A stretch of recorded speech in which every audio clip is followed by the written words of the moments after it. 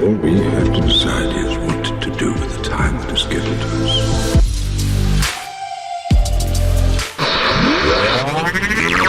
You've reached the internet's home for all things masonry. Join On the Level podcast as we plumb the depths of our ancient craft and try to unlock the mysteries, dispel the fallacies, and utilize the teachings of Freemasonry to unlock the greatness within each of us. I have you now.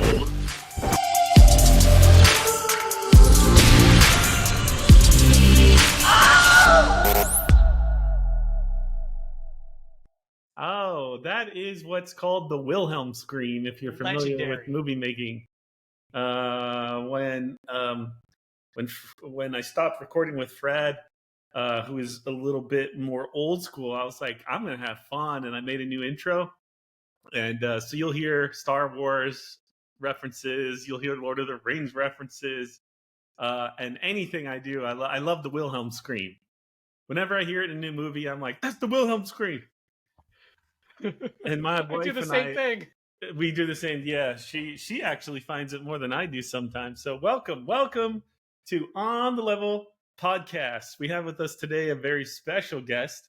This is Worshipful Andrew Gluchov. Worshipful, welcome to the podcast. It's great to have you. Happy to be here and love the intro. It's got a little technical. You like that? Going. I love it. Yeah, it's like mixing in and out. My wife hates it. She thinks it's ridiculous, and that's how I knew I was on the right track. I've been told by many times of my wife, do not troll your wife. Do not troll your wife. So what do? Troll my wife. It's a job as a husband. They keep us in check. We make their life hell. It's like, don't push the red button. What are you going to do? You're going to push the red button. Well, I do want people to know who you are. So Worshipful Gluchov can probably do a better job introducing himself, but I'll tell you, he is a past master of Sarasota Lodge. In his year, he experienced a very difficult situation, which we won't get into in depth here, but he had to fund the roof remodel, which some masters will understand what that does to your plans for a year. Basically, totally derailed it. But I'll tell you that I was 2 years old when that roof was put on that building. Wow. Well, you are a young Mason. I'm 41 now, so I'm classified as young because I'm not. Now, they've changed the rules. You don't have to be 50 to get an ARP card, but I still use that as the benchmark. So I'm too young to get an ARP card. Tell us a little bit about your Masonic history, just so people get a feel for you, because this podcast goes all over the world, you know? Well, let's see. I was raised a Master Mason in 2005 at a very small lodge in Orlando, Florida. It doesn't exist anymore. It merged with a larger lodge in 2009. And then in 2011, I moved, back to Sarasota. I went to high school there and joined Sarasota Lodge number 147. And immediately got involved. I was an officer at Mount Moriah number 400. And so, I had the itch to get involved and ended up climbing through the line pretty quickly just based on opportunity and just the way things shook out. Was Worshipful Master in 2015. And then spent 7 years as treasurer of Sarasota, and enjoyed it. Enjoyed being able to be active. 7 years as treasurer, you enjoyed it? Well, come on, man. I'm a statutory accountant by trade, so I'm already dealing with numbers. That stuff was easy compared to the work I do 9 to 5. Yeah. I'm sure the work wasn't hard. As with anything in Freemasonry, if anything was hard, it was relationships with people, probably. Oh, absolutely. Yeah. As you know, from sitting in the East, you hear everything. And once you drank from that fountain, it's like Constantine. It's like movie Constantine. Once you've gone and seen the other side, there's no going back. Right. And that same thing, even though I was, a past master, I was still an officer. You see things very differently. You hear things very differently. Yeah. And you can't go back to that ignorance is bliss anymore. The world ignorance won't let is you. Bliss, isn't it? It really is. I mean, I want to know things, but then every time I learn something new, I'm like, man, I wish I didn't know that. No, I agree. Let's see But you what else. have to, you know, you don't want to be an idiot. You got to know things, and that Oh, means you have to learn exactly. how to deal with the bad stuff that comes up and accept it. And then there's the desire to continue to grow, do better. Sometimes it's learn what not to do. Yes. Yes. Yeah, More than anything, you learn what not to do. Whether I joke about that. Like, yeah, my brother, who's 5 years older than me, yeah, I learned a lot about what not to do with him. Yeah. But that's part of what an older sibling does. He teaches you what to do, and then through his mistakes, you learn what not to do. Some people aren't capable of learning lessons through other people's. I was talking about that in the podcast with my wife. That wisdom is the accumulation of mistakes. But Yes. the ability to gain wisdom from observing other people's mistakes is a much higher level of wisdom than experiencing them yourself. Self-realization is difficult for a lot of people. A lot of people can't really fully identify their own flaws. Well, we tell ourselves stories all the time, and we start to believe the things we tell ourselves, and that becomes our reality, I guess. Yeah, well, perception is not reality. It's like the email, thing, email 101. You write an email or a text message or something, and you view it as it's going to go, one direction. This is how I see this message being written, but they interpret it completely different. Yeah. Oh, we both had that experience. I know for a fact because we've had it with each other. We've had it with each other, and we've had it with others. Yes. And I'd like to think that we both have learned a lot over time. Absolutely. How not to handle things in text format. Yeah. I mean, I've learned how not to handle from my mistakes, how not to handle things in person, through text, through email, through third parties. Like I learned a lot of lessons the hard way, and it makes you better. Well, the great thing is that people have forgiven me for when I make a mistake, and that's the great part. Like they give you another chance, and that's important. Right. But I think part of that is also because you've taken steps. Like we make mistakes, and the key is, and my music director in high school when we were in marching band always said, if you're going to lay an egg, lay a dinosaur egg. If you're going to make a mistake, make a good mistake. But then it's about what you do afterwards. Right. Own it. Learn from it. Yeah, own it. Learn from it. I think that's where that forgiveness comes from. Is that we're flawed beings. We're always trying to be better. I mean, making good men better. That's what Masonry is all about. Well, the better part is we have to make mistakes in order to get better. Yeah. Mm-hmm. And the fact that we acknowledge it, and we're working on trying. Perfect segue into the topic of our entire podcast today, which is making mistakes ties greatly into ritual work, because in my opinion, this ritual work is designed to trip you up, make mistakes. There are parts that are very similar, and it makes you really focus on where you're at. And it's almost, I think, built to make you humble, built to make you think and make mistakes and keep you, in a place of always trying to improve yourself. This could have been structured much simpler, easier to communicate the same ideas, but it wasn't. It was done in this way where, you might do in a degree something, and when you talk about it later in the lecture, it's slightly different. Even in the degrees, you say something, and later in the degree, you might say the same thing again, but slightly differently.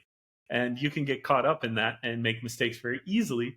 And I think that's kind of like the whole point of the fraternity is you're never going to achieve perfection no matter how hard you try. But it is about the journey of self-improvement and always trying to do better. You're never at a point where you're like, I'm good. I did it. Woo! I'm done. Yeah. Punch your card and go home and as a successful. No, you never get to that point. But that's why still trying to get there. I think it's why it's easier for us to forgive each other, because when you see somebody's trying, you got to give them the benefit of the doubt. You got to give them the chance. You have to support them in their journey, even if they're not on the same level as you. They could be, maybe they've been doing this longer and they're quicker to discover their issues. Maybe they're not where you're at yet. And you see that they're slow to apologize and slow to make amends. And, that's, we see as Masons the entire journey, and we try to recognize it, and we try to help people below us and ask for help from people above us on the journey. That's kind of what this fraternity is about. Right. It's the people who don't try, or if they make a mistake, they don't really make any steps to do anything about it. Yeah. Those are the ones that really frustrate you, because Yeah. we're It's like- all capable of being better. Yeah. But we have to accept the fact that we're flawed. Yeah. And there are brothers out there that will not accept that reality, that I screwed up. Let me say, either say I'm sorry or try again. It depends, whatever arena it happens to be in. But I mean, and that applies to all aspects of life. Yeah. My dad always joked, my mom's perfect. She makes one mistake every year. She's allowed one. Spider-Man says everyone gets one. But I think he was just, brown nosing to get in her good graces. Yes. Yes, exactly. As men, we make one mistake per hour. That's what we're allowed, I think. Boy, I got a lot of work to do. Oh, you're even exceeding that one, huh? Oh, 1 hour. Way more than that. Well, no. I think I get that. I think I bring it down when I'm sleeping. Me too. I mean, but they're different mistakes. Usually, it's not going to be the same one an hour after hour. Isn't that the hope? I'm going to pick up that. Yeah, hopefully. That's really the hope. It's insanity. That is doing the same thing and expecting a different result is what they say the definition of insanity is. So we are here today, you and I, to try to talk about some esoteric ritual work. Now we're not here to like talk about the work itself, the words, the floor work, but more I think how can you help Masons improve in ritual work would be more of the title of our podcast. And you are someone that's, ever since I've been engaged in Sarasota Lodge, have been always helping with the ritual, teaching the new guys ritual work. I've seen you be a lodge instructor. I think you are Are you the lodge instructor this year? I'm back in it again. I got roped in. So here we go. We have a lodge instructor with us on the podcast right now. Yeah, things kind of stabilize with home. My daughter's got some special needs, but we've got them identified and a strategy. So once that was taken care of, it's like, okay, this opens up a little bit of capacity to be able to take on some of the other things. We actually had a practice last night, and I've already got one phone call today about some ritual stuff. I enjoy it. Not everyone does. I know you love ritual. We're kind of cut from the same cloth in that fashion. Where like we just a moth enjoy to a flame. I can't stay away from it. Even now that I'm here, no one's asking me to do anything. I'm trying to find new stuff to memorize that I might someday use. But it's like in the state of Florida, we have these proficiency cards where you learn the work, you memorize it, you go to the district instructor who hears you do the work from memory. And then if you are proficient, not perfect, proficient. It's 95% proficiency is the requirement. So 95 sounds like, 95 is not that bad. But when you're giving a lecture and you're talking for 30 minutes and you've got 7,000 words, maybe, it's not a lot you can miss at 95% at that level. So It is a good gauge that somebody who's gotten the proficiency cards, at least at the time, knew the stuff. Now, I think what separates the the real guys from the paper guys are the ones that use the proficiencies that they've gained. And you are like me in that you really try to never say no to an offer to do ritual work. The lost word. Don't let anyone. It's not what the ritual tells you. The real lost word is no. Yeah. That's the secret word of Masonry is no. Yeah. Because you get roped into everything.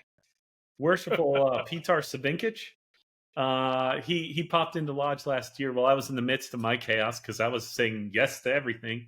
And he's like, brother. And he told me like a week before the Lodge meeting, I have learned the secret word of a Master Mason.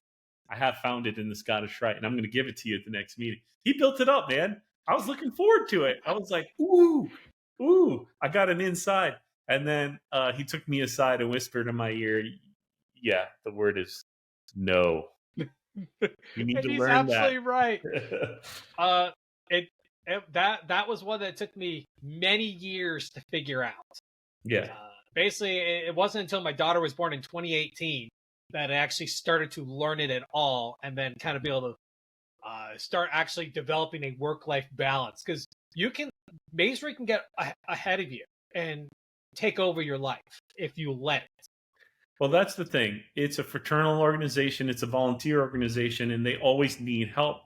And the fact that people are asking you to do things is an honorable thing.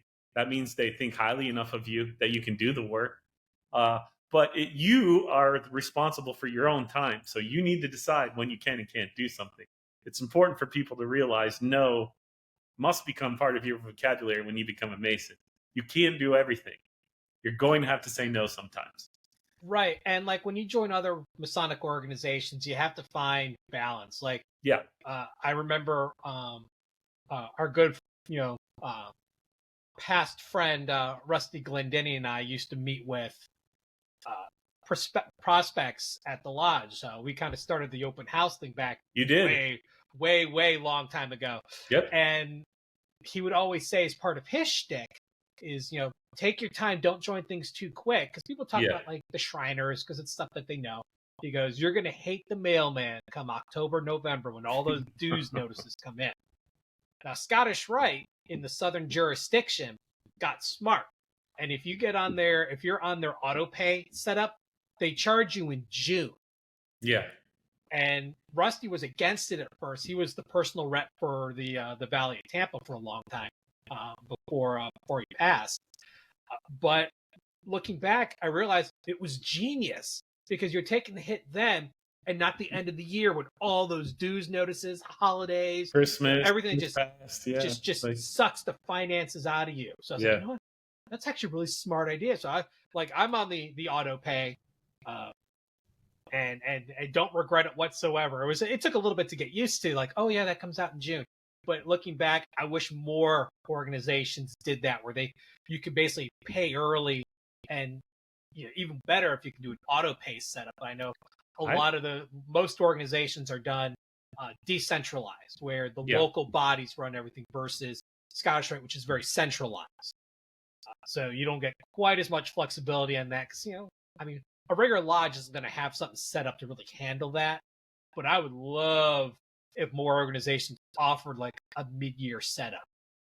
I would love it if we could have all of this lumped into one payment that you pay a small monthly fee, and you just get dinged your $25 a month or whatever it is to pay everybody off, and they just manage it for you.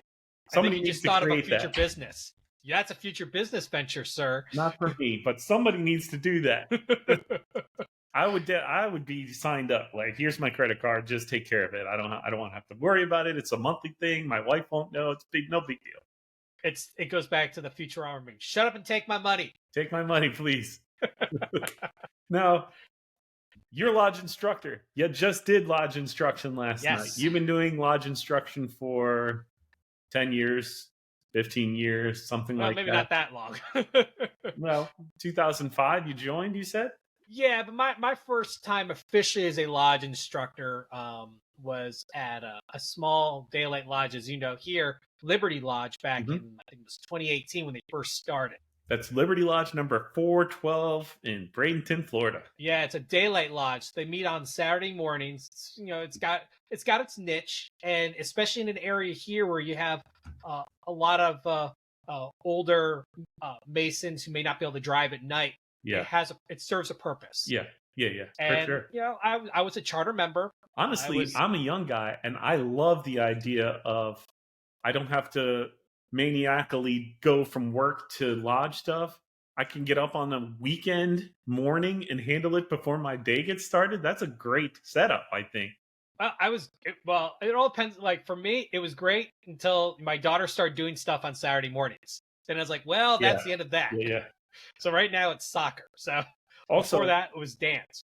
So you got to drive like 20 minutes to get there, right? Worshipful Heart makes a good point. They call it a daylight lodge, so why the hell is it dark when I'm going to the lodge? You got to get up pretty early to get over there for breakfast before the meeting. It's still dark. I got nothing on that one. Yeah, it's still dark. I got nothing. So give us, I have some of my own personal tips. I have severe anxiety. as I'm sure you know. I've talked Oh yeah, I about used to it make fun of it all the time. all the time. I'm the brown pants guy. I'm always crapping my pants when I'm in front of people. And there are some things that when I was going to sit in the East for the first time, I was on message boards begging for help because I was too embarrassed to help people that knew me, ask them for help, and expose how weak and terrified I was. So I would go online and be like, please help me, please help me. In like 3 weeks, I'm going to be doing this degree. And I got so much advice, and I took a couple nuggets and really took it to heart and used it in my first degree. And a lot of that stuff became staples that I fall back on now. And when I teach other people, I teach them these things that help with the ritual work, especially if you have some anxiety about public speaking and performing. Right. So Yeah. let's dig into that. Let's talk about some of Absolutely. your tips. Let's go for it. Yeah. Like So- what are the top things you think of when you think of how to improve as a Mason in ritual work? I did. I had a class that I taught when I was involved with DeMolay, Florida, for public speaking, and I created the lesson plan. And the first part is the pregame prep. You know, you have to know your audience, and so you got to cater to that. Well, let's take that and apply it to to Blue Lodge and Masonry. The first thing I always teach is slow down. Basically, I can't stress enough. Slow the bleep down. Just slow down, because we talk faster than we think we talk. And when we start getting to the ums, the uhs, the like, that's us getting ahead of ourselves and trying to catch up. Yeah. So one of the things I was taught in radio by my dad was, if you start losing it, give dead air. Like that. It doesn't sound like it doesn't sound like you don't know what you're doing. A little dead air is okay. And even in competition, you have 8 seconds. 8 seconds before they call a balk. Yeah. That's a great opportunity. If you are starting to lose it, just stop for a moment, take a quick breath, and go. So you slow down. If you talk really slow while doing ritual like this, there's less chance of you stumbling. And if you need to slow down just a little more to catch a word, there you go. It doesn't sound all that weird. Right. Plus, most of our ritual is conversational. We're talking to someone. Correct. And they're talking back to us. Right. It's conversational. So, you don't want to sound like a robot while you're doing it. You want to have a little bit of inflection. If it's a question, add make it sound like a question. And it actually will help the person you're talking to remember what their line is, because they know it's an answer. Yeah. For York Rite chapter, when I was captain the host, that was one of the things that helped me remember my lines, because it's a lot. You do a huge amount of the opening from that spot, because you have to explain all of the different chairs and stuff. So it allowed me to remember what my line was based on the question was asked. It's no different than catechism. You get a question, granted, those are kind of vague questions. Sometimes just 2 words is your question. Yeah. It at least allows you to keep track of where you are, because it's easy to get lost. Yeah. Especially if you start rushing. Yes, absolutely. Yeah. So your first tip, and I wrote it down, is slow down. Now, when I started doing my research, this is the one thing that everybody suggested as well. And it was number 1 on my list as well, slow down. And it's the one thing I always tell people, like I've heard you tell people, even though you think you're slowing down, you can slow down more. And it doesn't feel natural. No. It feels weird. That's how you know you're doing it right. For me, with the anxiety, I feel every eyeball individually. Every person has 2. I felt both from every person in the room. And I just wanted them to stop looking at me. So I was speaking fast, so it would get to the next person faster, and they would look at them. Right. And that's why I had to learn that you have to slow down, just let it happen.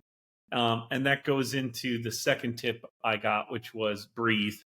You have to breathe, and slowing down and breathing do go together very well. That calms the nerves. Yeah, the first time I sat in the East, I'm sure you probably have no idea what I'm talking about, but some people out there do.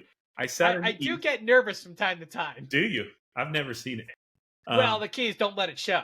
But I mean, if you don't feel the nerves, man, you're not alive. Yeah, I guess there's nerves, and there's like what I'm talking about is I was about to pass out. Like I'm sitting in the East for an EA degree for the first time, and my first words from the East ever were "woo." Like that's what I said first because I couldn't get words out. My vision was tunneling. I started to see white, and I knew I was about to pass out any second. And so I remembered I got to breathe. I think I had stopped breathing and I was suffocating or something, and I was losing my vision. And so those deep breaths take some time also for you to think. Yeah. And it gives you, it solidifies the speaking slow. When you breathe in between your sentences, you're going to speak a little slower. And all that stuff gives you little moments to think. Because when you're doing ritual work, you're saying something, you're thinking about what's coming up, and you're beating yourself up for the mistake you just made all at the same time. And you need to give your brain a second to process all of this crazy information that's going through it in that moment. And you got to slow it down and you got to breathe to make that work. It's funny you should mention that because my second lesson is don't think. Don't think. Okay. Don't think. I've heard it before. And let me expound on that. So we've heard the degree so many times. We actually know it. We just don't realize we know it. That's problem one. And that's where the practicing goes in, getting off the book so that we can create the muscle memories of transferring it from our brains to our mouths. You want that repetition of doing the words, of getting away from the book because that's a crutch, and creating it's no different than writing. It's proven that when you write something down, you incorporate it into memory better than you type it. Right. And that's because of the muscle memory of writing the different letters. Typing a key is, you can hit a key, it's the same key. It doesn't matter what letter, it's the same action. But writing the letter B, R, they're all different. You're like visualizing it in your mind too. Mm-hmm. Exactly. And so you're creating muscle memory. So by practicing the ritual and the words and stuff, you're converting it from just sitting in your head to a muscle action to the point where it becomes second nature. You get into a groove and you just run with it. There was one time many years ago, there was a degree, and our good friend Right Worshipful Juan de la Rosa was degree master. And Juan is a great Mason, a great leader, but he's not a ritualist. Oh, really? Not a ritualist. Okay, I've never seen him do ritual work. He's good at what he does. Like he does the second section senior deacon, amazing. But he was sitting in the East for this degree, and he had a rough go. And I walk up to him afterward because I was his junior warden. And I go, Juan, what happened? He goes, well, I was thinking, and I cut him off. I said, that was the problem. You were thinking. You want to try and clear your mind as much as possible and let the muscle memory do its work. Yeah. Because, like you said, you're beating yourself up over another mistake, or you're thinking. It's kind of like you're playing football. The ball's being thrown at you, and it's an easy pass. But you're thinking about the run afterwards before you've secured the ball, and you drop it. It's true. Same idea. You think ahead, you're going to make a mistake in the moment, and then it's going to cascade. Because there's a momentum factor here too. Yes. You make a mistake, then you make another, and then it starts cascading, and you start losing the composure. Yeah. So the key is clear your mind as much as possible, and it takes the extra practice of learning those words, and so that the muscles know what they're doing, and you can just fly through, and you just ride the wave. It's the momentum wave. Just ride it. Yeah. So. Okay, we've given 4 tips now. Let's go back to the first one. Slow down. Now, here's what's going to happen when you slow down in your lodge. We both know this is going to happen. The second you pause, someone's going to yell words out from the sidelines. Okay? It happens to everybody that does dramatic pauses. It happens to everybody that takes a moment in between sentences. People feel like they got to fill that dead time. Even if it's a millisecond, they're ready to give a word. And there's so many cooks how in do the you kitchen. deal with that? How do you tell someone to prepare for that? Because we know it's going to happen. Well, in fact, I was talking to the guy who's practicing to be degree master for this degree. Traditionally at Sarasota, we have our senior deacon do the EA degree from Travis Tobias is going to be the degree master. He's working on it, and he's working hard. Excellent. We have private weekly sessions over the phone where he gives me stuff, and then we get together and work on it again at the lodge.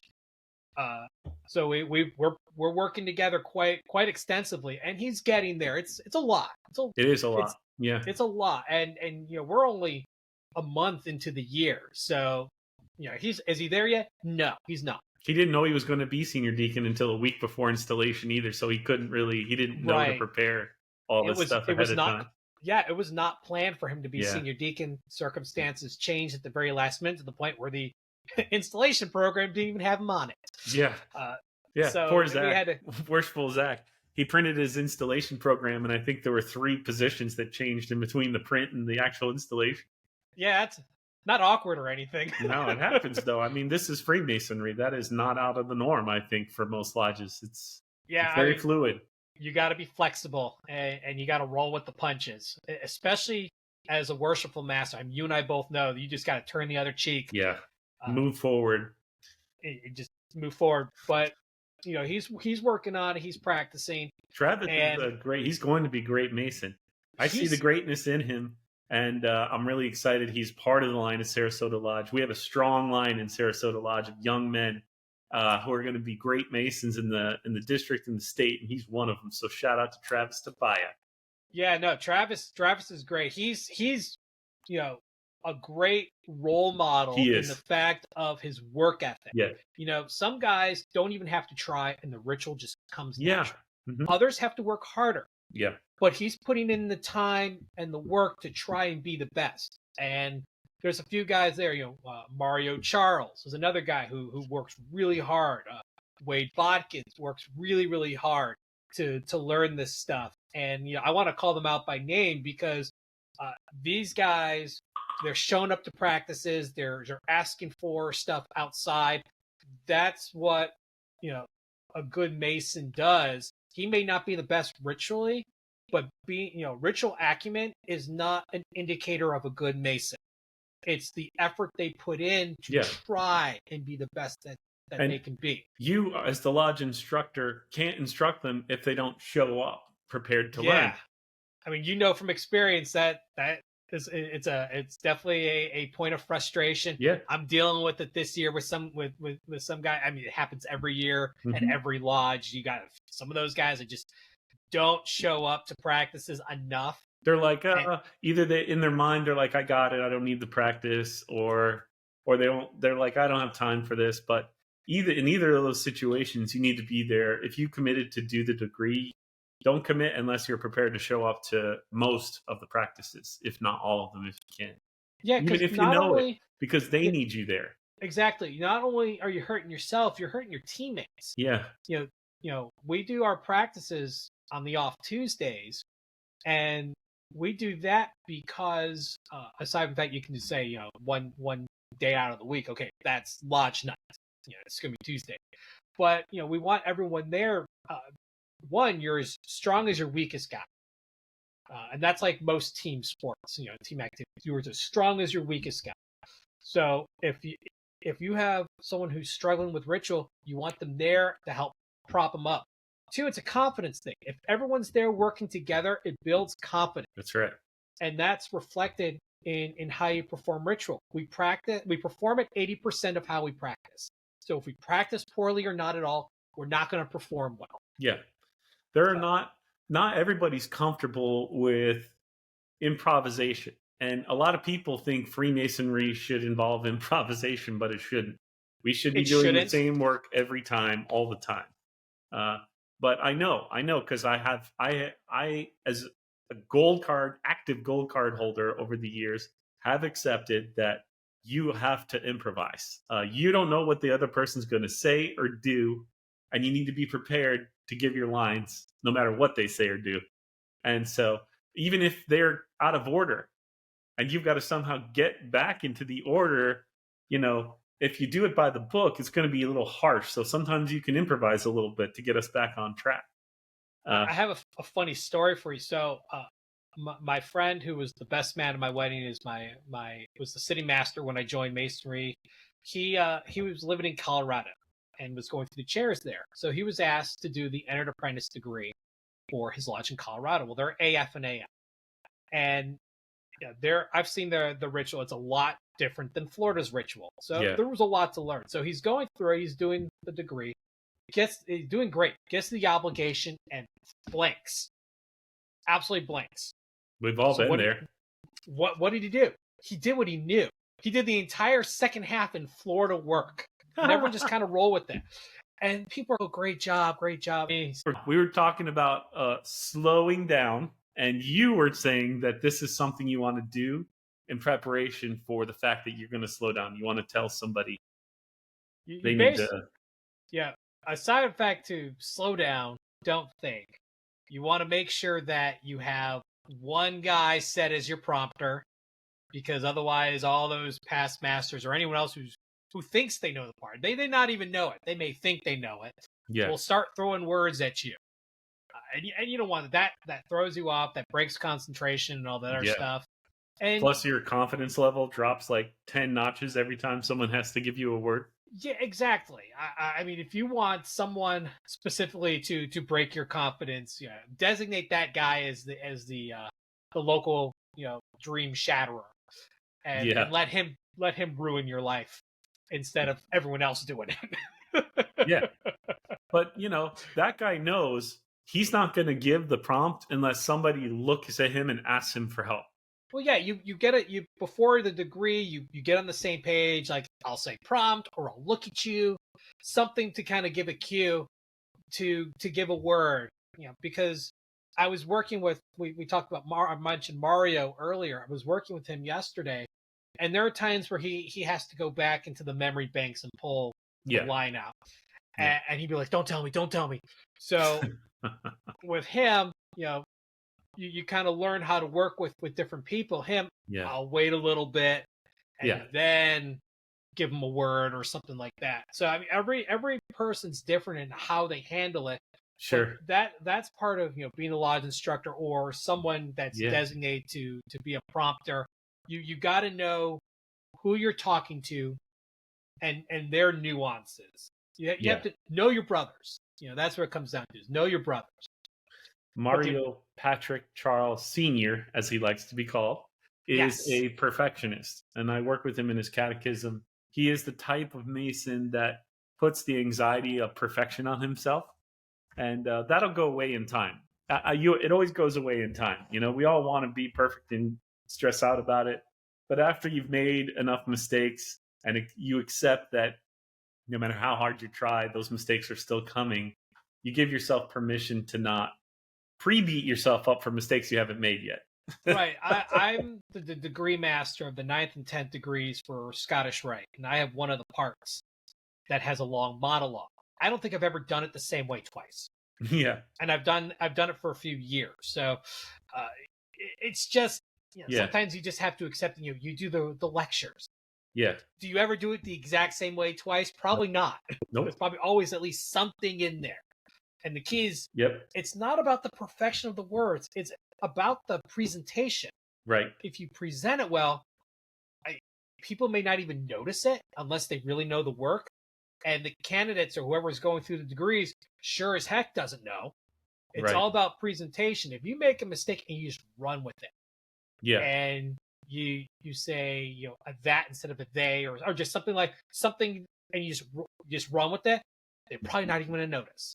It's when you beat yourself up and make it visible that people are going to start. And I've done that before. I've made we all have done that, and then I kind of wince because I knew immediately I made the mistake. Yeah. But as we know from ritual competition, you never go back. Just keep going forward. I have seen brothers beating themselves up in lodge during the ritual work, saying, God damn it, or they're cursing at themselves. And it's like, worst, Yeah, worst situation, worst mistake, worst action. Save it for the car ride home and beat yourself up on the way home. You got to move on when you're doing the work. yeah, because remember, we're doing that degree work, especially the entered apprentice degree, for those candidates. This is their first impression in Masonry. Yes. And I think actually having a flawed degree is not a bad thing. No. It goes back to the fact that we're not perfect. It's talked about in the lecture. We're striving for perfection, but we're not there. Right. I think it's a great opportunity to personify that. And while we can't change what's in the lecture, we can use maybe vocal inflection to kind of highlight that we're taught that we are imperfect. Yes. And inflection, later we can reflect on it.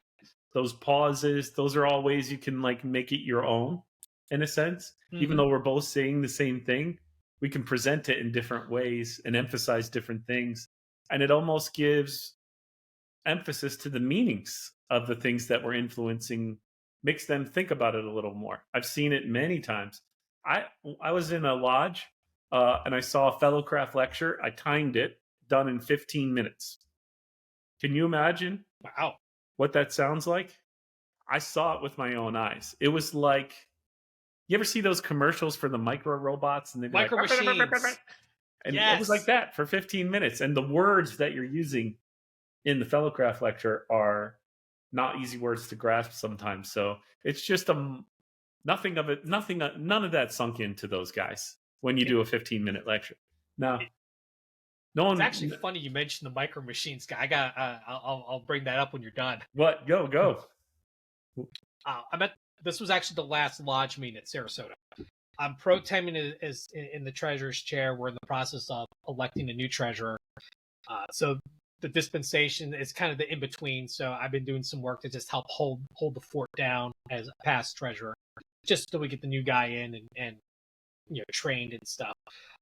But I'm sitting next to the secretary, and I actually referenced the guy from Micro Machines because of how fast people were talking.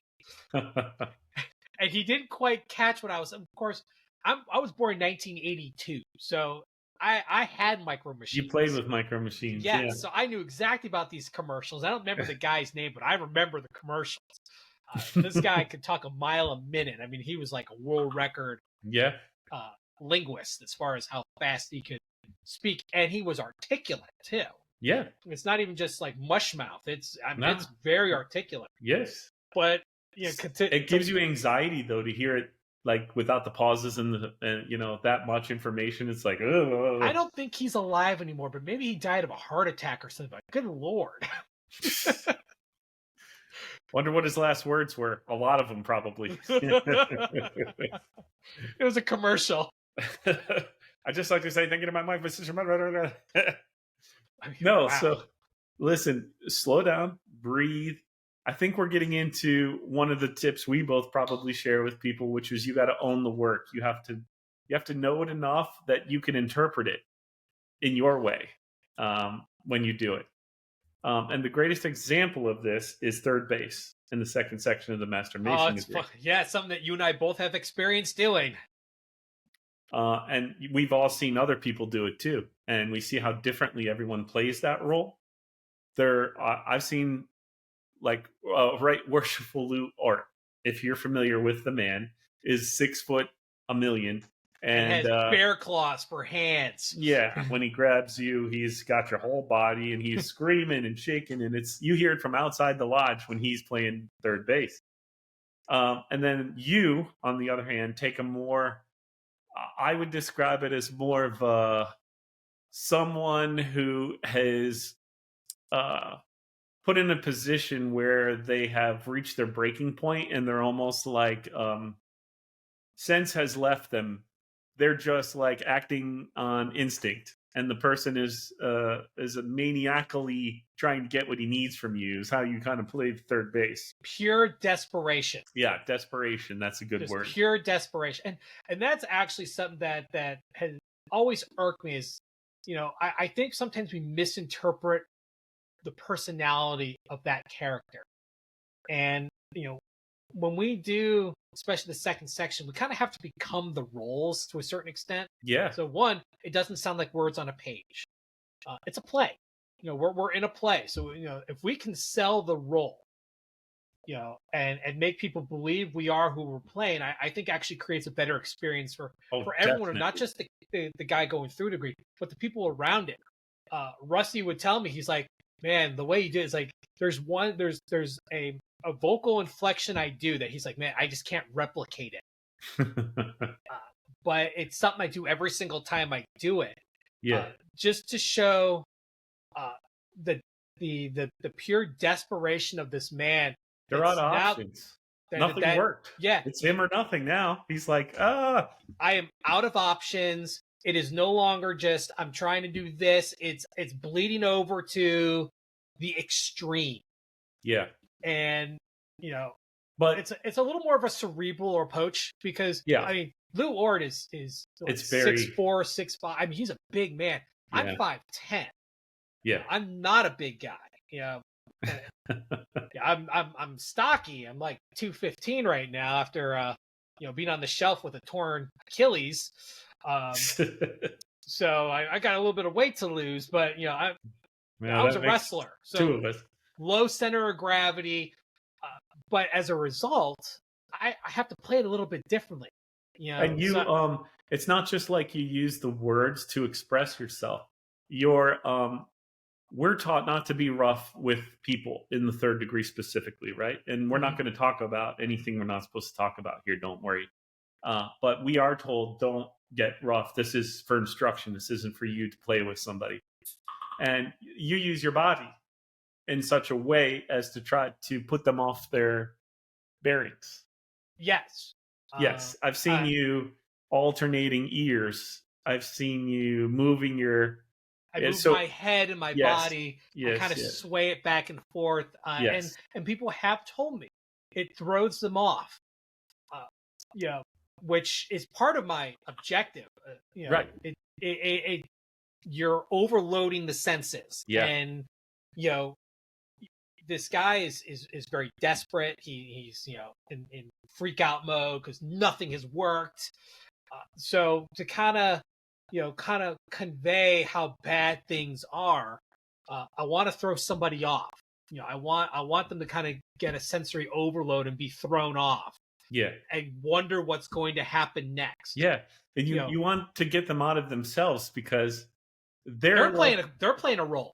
Yeah, in their mind, they're in part of the play, but they're also like very aware that stuff's going on that is confusing, and it can make you feel awkward, and it can get you in your own head. So those sensory things that you're adding really sucks them into the moment that you're sharing with them and brings them into the moment with you. I think it's really critical to play on more than just the words, but try to impart, like you said, inflection. I touch people in ways that make them uncomfortable. Like you're yelling, you're upset, and then there are moments there where he's like, okay, listen to me now. And it comes down to like a quiet moment where I'm stroking the back of the head as I'm talking. Like, you need to listen to me now. I pat him like on the chest. Like, okay. Okay. It's like, breathe. All right. Here's the deal, brother. Yeah. Oh, you go WWE on him? No, huh? That's Lou's approach. I take a very quiet, like almost like a seething thing where you can feel the pot is about to boil over. It's just that last little bit of surface. Like, all right, I think here's the deal, man. This is what we're talking about. When you know the work, when you're trying to understand the motivation of the person that you're representing, you have to bring it to life. You can't just stand and make it sound like you're reading from a book. That's what it sounds like a lot of the time. People are just in their head, they're seeing the words and they're reading it as if they're reading it from a book. And if you slow down, you breathe, you know the work enough that you can represent the meaning of it through your words, your body, your actions. now you're making an impact on somebody and making a lasting moment that they're going to come back to. And when it's all over and they're alone at night, think about that and go, wow, wonder what that was all about. Like, what was, it forces them to think more about what happened, I think, in the moment that they're alone and thinking back. You need moments because they don't remember everything. Freemasonry is like war, long, boring, punctuated by moments of extremeness. Like, that's loaded war. with product dump. Freemasonry. You're not going to remember everything when you're an entered apprentice, but there are moments will never forget that you'll think about from day one and keep thinking in your mind, like, wow, that was thought-provoking, or I got sucked in and I felt something. And those are the moments people remember for the rest of their Masonic career. I mean, I don't remember much of my EA degree. I remember 2 different bits. And part of it, one of them was the way I was spoken to. It was almost like a teacher, a stern teacher holding the pencil, talking at you like this. I'm talking to you like this. And I remember that. Yeah. It's, all the other stuff, that's long gone. I mean, it's been almost 19 years. But that where it wasn't just words on a page, there was inflection to it. There was emotion to it. There was something more, You remember your feeling in the moment all these years later. Exactly. We remember feelings, and usually they're negative ones. So we usually remember that's true. Like one of the first memories I have as a kid growing up is setting the alarm off in my house because I went to the garage to grab a soft drink. And I remember that as one of my first memories because the alarm was going off. It was loud. I'm crying, all that, stuff. I'm between 3 and 4 years old. But you need something that's unusual, that's different to really remember it. There's, I don't remember the exact name of the law, but it's you remember something. You only notice something when it's wrong. Yeah. If everything is true, if everything's, that's how we're wired, I guess, as people. We focus on the negative more than possible in memory. So if things are very bland, you're not going to remember any of it. You need something to kind of, stick out. You need something that stands out. And in the case of the second section of the Master Masonry, it's a play. Have fun with it. So many opportunities in that second section. So many opportunities because in most of the other degrees, it's quite formal. It's very stiff and rigid. There's not a lot of wiggle room to express emotion. But in the Master Mason degree section, you're really representing people with all the flaws, all the things that make them unique, and you get an opportunity to bring that to life. I never thought I could do acting until I joined Freemasonry, and the first meaty role I got was playing first base in a Master Mason degree, and I took it so seriously. I was practicing in the mirror in the bathroom. I was trying out different faces, even though, whatever. And what I settled on that it felt right to me was Heath Ledger's The Joker. If you ever hear me do if you ever hear me do the first base in the second section, I'm channeling his Joker performance. I'm going to sound real creepy with my words, but smooth like butter. And it's going to be like, you're going to love it and also be creeped out and want it to go away right away. I'm not touching you. It's just the cadence. It's just the way that you make your voice sound in a creepy way. And that can make somebody because that's going to put them in a position where they're like, they've never experienced. This is the first guy talking to them in this way of all the degrees they've gotten, right? That first base guy. And I think it really sets the tone for the rest of the degree. That first base guy can really, and it bugs me to hell when somebody's just like, and then this happened, and that I am not happy, and he's talking like this, and well, then go away. It's like, what happened? What did you just do with that role? You just wasted it on this person. It becomes a throwaway moment. Yeah, could have been. You could have just had a recording there. Make it alive, man. And when you do it live, there's like one of the things I like to do when I play the third base. I've tried a lot of different things, sometimes in the same night if we have multiple people. But what I've settled on is like you, this is a person that doesn't want to do the things he has to do, but he's in a position where he has no choice. So I will stutter to express that I don't know what's happening here, but I have to do something. And that stutter isn't necessarily breaking. I'm not innovating because people do stutter. I didn't say a full word, but the stuttering creates an effect of this seems real to me, Mm. right? It's like, what? Well, then, right? And then you move on. And that little bit of stutter is like, what the hell's going on? Like, oh my It's God. to show what the is happening? frustration. You Yeah. can't even keep your thoughts together. Right. You're so Right. frustrated at how things are going. You're basically on the verge of throwing a tantrum. And how like this is not going as planned. What am I going to do? I got to do something. And that works in the section of the Master Mason degree. That isn't going to work if you're the senior deacon in an apprentice degree. You've got to look at these roles for what they are, right? Right. Now, there are things you can do. The senior deacon, one of the things I like to do is, for example, you're saying all the words we all say, but I think the senior deacon is quite upset that their business meeting's being interrupted and that they have to deal with these candidates. So I sarcastically call them candidates every time I have to say the word, like these candidates. And you sound annoyed when you're speaking on their behalf as you go around, but once they become brothers, your tone changes and you call them brothers, and you start talking differently, kinder, gentler, because now they're brothers. And there's an arc to that character that you could play even though you're not really changing the work or the words.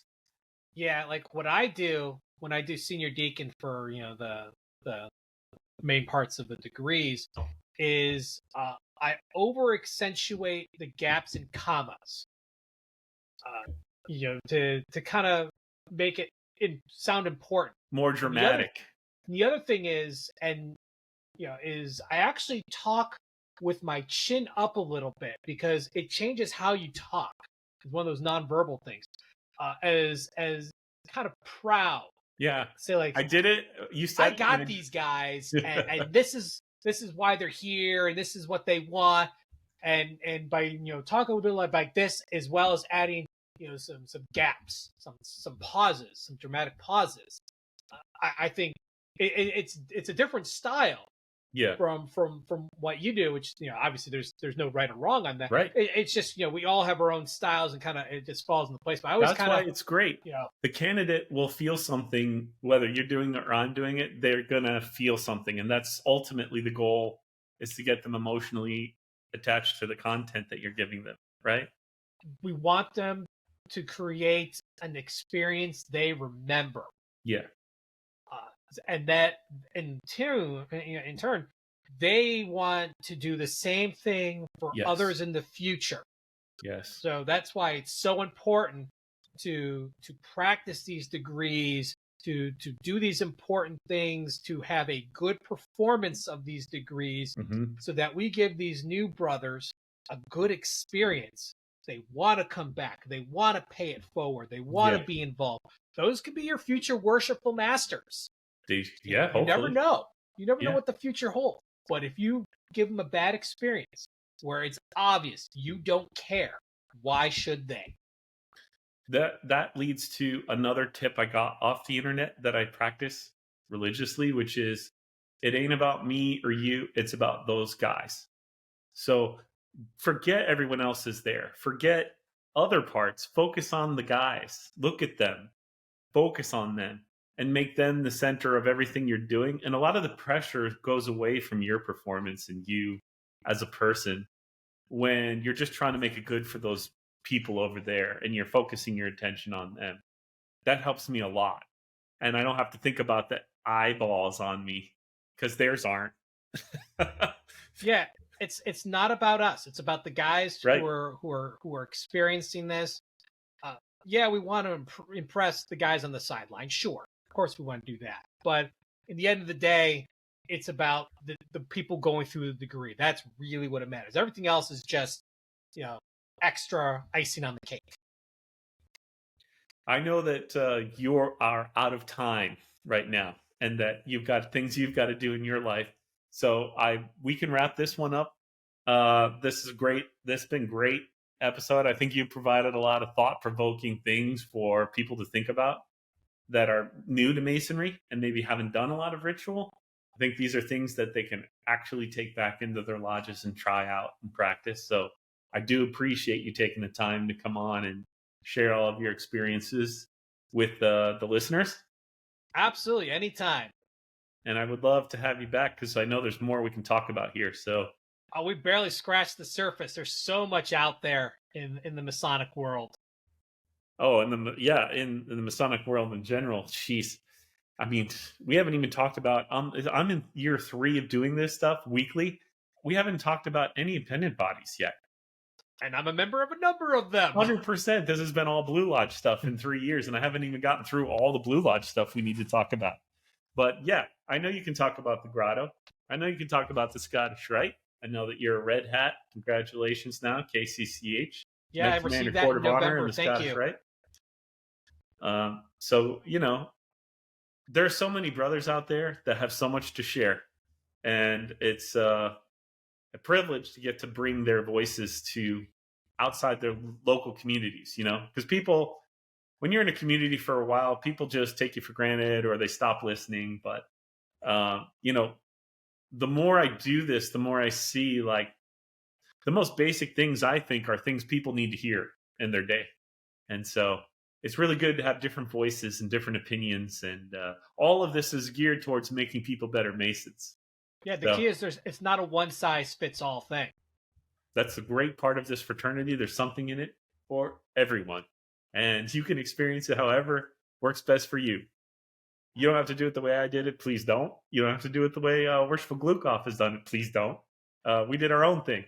I don't you think either too of us can be a great Mason. Yeah, you can be much better than us. So do it your way. And you'll be good. And at the end of the day, like you said, this is all for the brothers that we're bringing in, and we're trying to help themselves become better people. It's all about the experience. It's all about the experience. With that,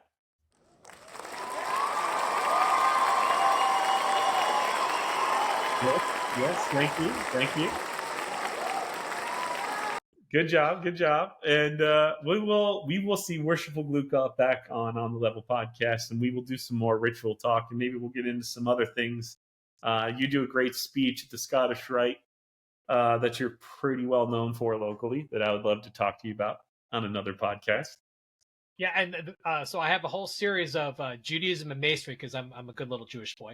That is a topic I would love to do a whole episode on. I've done a whole series on them. There's nothing esoteric in any of them because they're all done in a public forum. So whenever you feel like doing, we can go into one of those. I have a bunch of them that we can talk about. Awesome! I'm stoked, and we are going to do it. So thank you again, and until next time on the Level Podcast. See you soon.